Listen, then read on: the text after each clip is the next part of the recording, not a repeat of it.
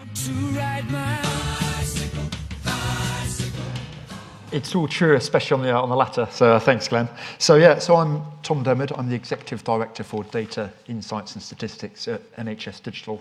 So what does that actually mean? Well, my role involves holding your data in trust for the nation and making it available either as anonymous open data, national statistics, or under very carefully controlled conditions to support world-class research. So things like the Million Women study based out of Oxford University or UK Biobank or others. I'm also the NHS Digital Exec responsible for data standards, so that's why I'm speaking today. If the questions get too hard, I'll ask Joe Goulding to come up and give me a hand. And I'm also the responsible exec for the new data network, which is getting rolled out across the NHS, or the Health and Social Care Network. So hopefully together we'll be able to save the NHS about 75 million quid when we implement that by August 2020. So NHS Digital. Our mission is to harness the power of information and technology to make health and care better. So that's great, those are some words. What does that actually mean? Well, if you're feeling under the weather, you go onto the NHS website, which is the most popular health website in Europe. We run that. If you call 111, we run all the decision support software and clinically validate that. If you go and see a GP, they'll be typing in read or SNOMED coding, we support that. The contracts, we buy EMIS and TPP and others through. We run those contracts. We run the prescribing service, the referral service. If you go and have an outpatient appointment, we pull the data out the back for hospital episode statistics, and obviously all that data runs over the network. So your average citizen, just through a regular healthcare episode, will probably bump into NHS Digital, and the critical national infrastructure we run probably 10 to 15 times on not even know it. And a lot of those capabilities are the things which Matthew was talking about earlier in terms of delivering the NHS long-term plan, and all of which need standards to underpin them and make them effective. So just a bit on NHS Digital, because we're busy transforming as an organisation, continuing to change, continue to meet the needs of our clients and customers and commissioners. This is our org structure. We use colours to describe it. I run the purple bit. I've got a colleague, Wendy, who runs the product bit, so some of the stuff Matthew was talking about, but the NHS app, the NHS Wi-Fi rollout, the Child Protection Information Sharing System, all of that's run out of our blue product area. The critical platforms and infrastructure bit, that runs and maintains the spine, so since we insourced that from BT, continuing to save about 26 million quid a year, and processes about 6 billion messages a year, so that's more than the UK credit card system. And then the job I really don't envy are the guys in the red, the live services and cybersecurity. So their mission is to maintain the 99.999% uptime, and they are the health node of the National Cybersecurity Centre. So a hot seat I'm glad I'm not in. So this is who we are, this is what we do, but we don't do it alone. We can only absolutely do this stuff together. We are a partnership organisation, and these are the organisations we partner with and talk to on a regular basis. The citizens and the media who ultimately kind of judge us for what we do. The providers and places we work with. Different parts of government. I haven't got the NHSX logo yet. I need to download that. The research partners, the academic partners, and the other key partners we work with.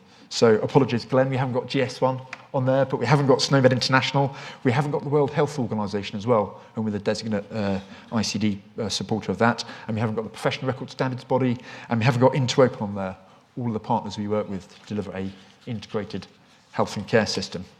And we are absolutely committed as an organisation to play our part for UK PLC. You know, we want to support the NHS to be absolutely the best organisation it can be, to deliver the ambition of the long-term plan. And you know, when I read it, it took my breath away. There's some ambition there. But I think with a combination of the strategy of the long-term plan, us, and the fact that we've got some amazing globally unique data, 66 million people in the UK, all linked by the NHS number, or linked individually with the NHS number, a digital record of the hospital activity over 30 years, similar in primary care. I mean, that's an amazing platform for not only supporting a health system, but also helping that transform through research. So the two main guide rails we use within NHS Digital are the long-term plan, which you heard Matthew talk about, delivering or an ambition to deliver higher quality life-saving treatments while reducing the pressure on hard-working staff and developing and delivering new exciting technologies. But in my mind, I see that goes hand in glove with what the government's doing around the life sciences industrial strategy and the sector deal too. To me, they are two sides of the same coin. Well, I guess this plays the research kind of conversation folks were having earlier. To deliver a successful long-term plan, you also need new treatments, new innovations, new technologies, new drugs, new therapies coming through. And that's really where the life sciences sector deal too plays its part. And as well as delivering about 10 billion of revenue in the Exchequer each year, which is what the life sciences sector does in the UK. They also employ they also employ 500,000 people in the UK, so a large part of our constituency as well. So I see the life sciences sector powering the NHS powering the life sciences sector in a virtuous loop, with NHS Digital playing a key enabling role in between. So I made a judgment that Matthew would talk about the long-term plan, so I judged that right. So talking a little bit more on the life sciences sector deal. So NHS Digital was mentioned about 17 times in the deal. Interestingly, I guess for this audience, core standards and the role we play supporting the technology and data for NHS IT systems, very civil servant language, and digital services to ensure a joined up and safer system. But also supporting algorithm testing and regulation with MHRA, who are the lead on that. We're trying to streamline the ethical access to data, because we as NHS Digital are one big English data controller, and there are a number of others. And if you're running a critical research programme, bet your bottom dollar you need data from any of these data controllers. So we're seeing how we can work to streamline that across parties. And very excitedly, we're working with Oxford University and Health Data Research UK to try and speed up clinical trials, and in particular the front end bit of the clinical trial, where whether it's a life sciences company or researcher thinks there's a cohort out there somewhere in England, and they want to know where they are, which organisations they're linked to, and what the numbers are. And that we can do that very quickly and very easily. And actually, I was lucky enough to be out in Switzerland last week as part of a trade delegation to try and encourage some of the large Swiss life science companies to invest in the UK. And certainly the ability to do cohort identification and feasibility at a national scale really quickly is something they find extremely attractive globally, and something they want to invest in. So NHS Digital is supporting life sciences and research and providing and helping them provide new therapies and treatments which will ultimately cycle back into the NHS to improve care. So I think Sir Terence touched on a kind of AI in healthcare earlier, and I guess there's lots of kind of snake oil out there. Yeah, there's a couple of reports in particular which I think are really good. This one by Rush, and there's one by the Academy of Medical Royal Colleges. But this Rush report, the World Innovation Summit for Health, which got published last October, so Lord Darcy kind of is the chair of that, described 5 features to be a successful health system in the use of AI. So organisational-wide data repositories, whether that's your Epic installation in your trust, or your Lycra, or your NHS Digital. I think we're getting pretty well set up for that. Data governance and security, and all the hard yards we've put in over the last 10 years on the various Caldecott reviews, I think gives us a really, really powerful base there. And we've been talking to Japan, Switzerland, Australia, and they really envy the, maybe slightly complex policy and legal framework we work within, but they do envy the fact that we've got one which can be interpreted and delivered against. I guess number 3, interoperability. That's a challenge which we all face and spend our days on. Data science capabilities and the work of Health Data Research UK, I think, is really, really powerful. So if you don't follow them on Twitter or you don't know about them, please follow Health Data Research UK, and they're currently commissioning a range of MSc programs in major universities in the health data science. So really, really one to watch. And use and repeated reuse of data to improve decision-making and care. So certainly in my team, we're really taking the learning health system model to heart. And we kind of use it to kind of frame, as a good frame of reference, what we do. But I guess if you stand back and think, how well could the NHS be in terms of delivering a kind of a AI in healthcare nation? Actually, I'd probably give us 3.5, 4 out of 5. We're doing pretty well. We're well on the journey. So to enable that, obviously you need ethics and good use of data and proper use of data. And the initial code of conduct, which got published last September, I think is really, really worth a read.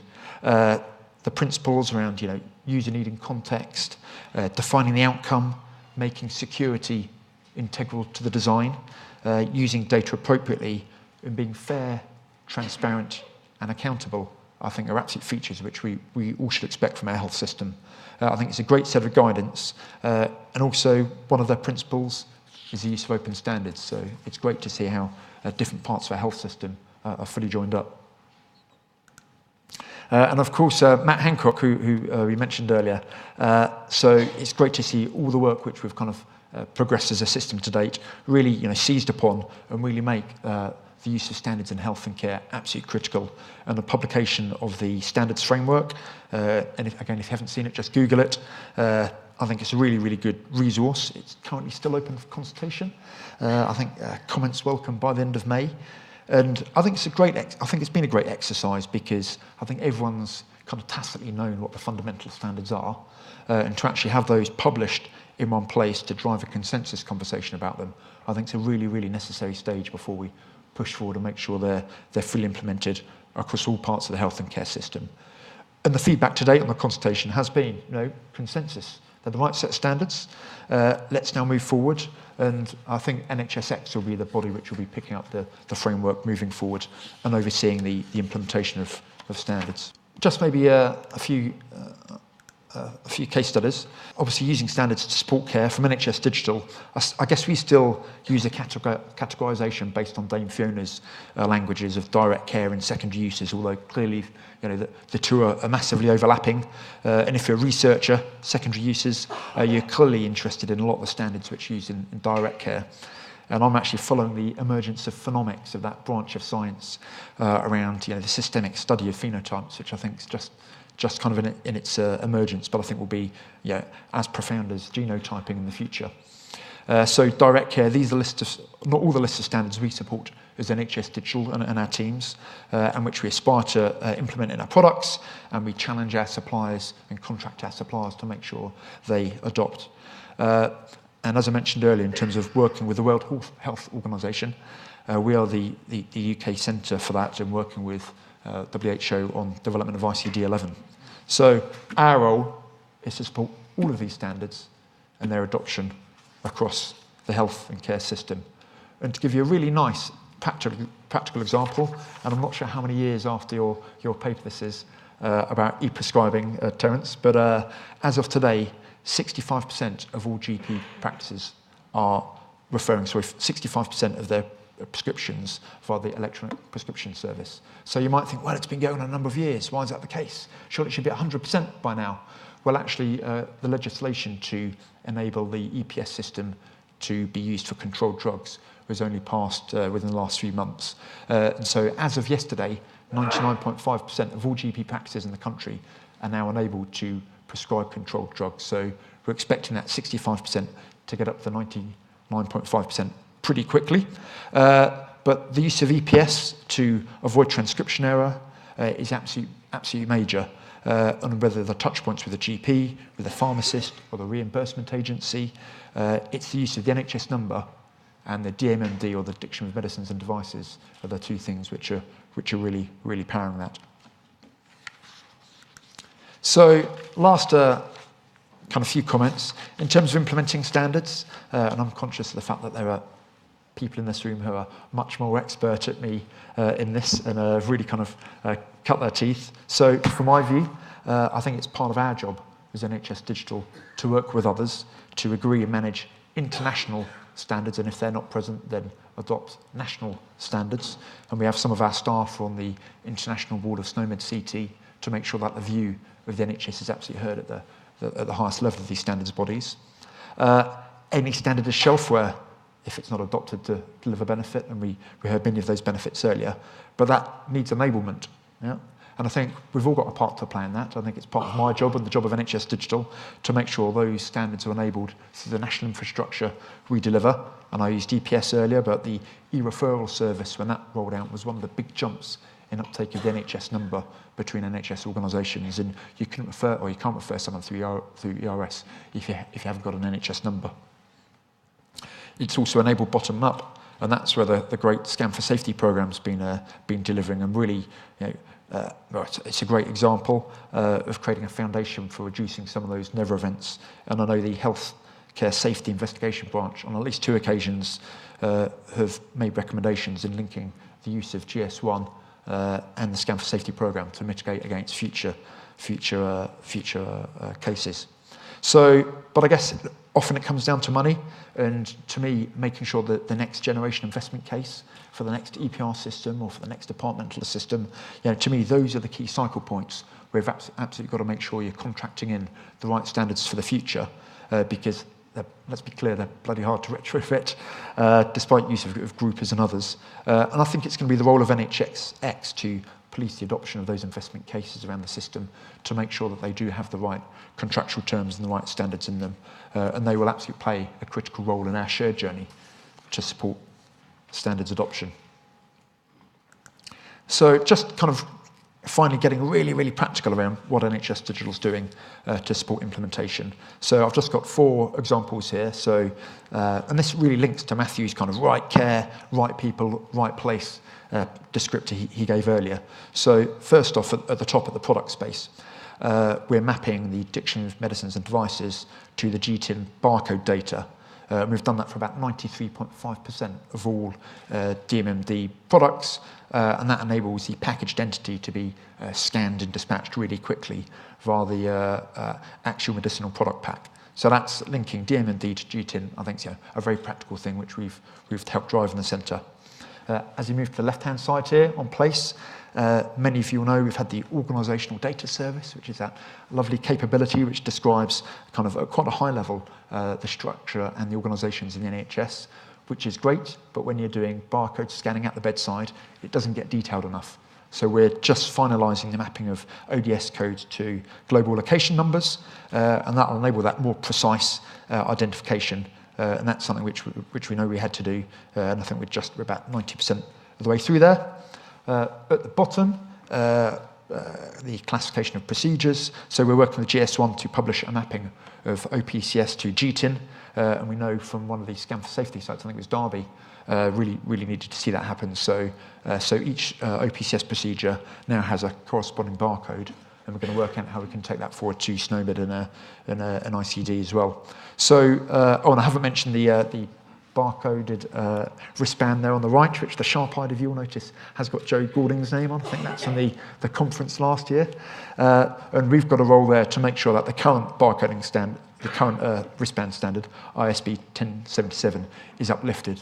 And we're taking that through the Department of Health Social Care Data Coordination Board to make sure it's refreshed and ready for the future. So I think we've all got a key role to play driving standards and standards adoption across the health and care system. These are just 4 practical points which NHS Digital has partnered with others over the last year or so. So just finally, so NHS Digital, I hope you get the vibe that we are a collaborative organisation, and I think it's part of our role to create the right delivery environment for success. Whether it's Brexit, I'm not sure you could call that exciting, or if maybe it's a white knuckle ride. I don't know certainly how it feels sometimes, but it's certainly exciting from a life sciences and a long-term plan perspective. There's a new direction of travel, or a revised direction of travel, and I think those together will really deliver the capabilities which patients need. I think we've all got a role, whether it's a national body, whether you're a CIO in a trust, whether you're part of a regulator, to make sure standards are enabled, supported and adopted across the health and care system. And finally, I like to think of NHS Digital as a key enabler to deliver better, safer care. And that's why I get out of bed in the morning. That's why I ride my bicycle to energise myself. And that's why I got up at 4:30 this morning to come down here to chat, because, hey, that's what motivates me. So thanks for listening, and look forward to taking your questions later. Thank you.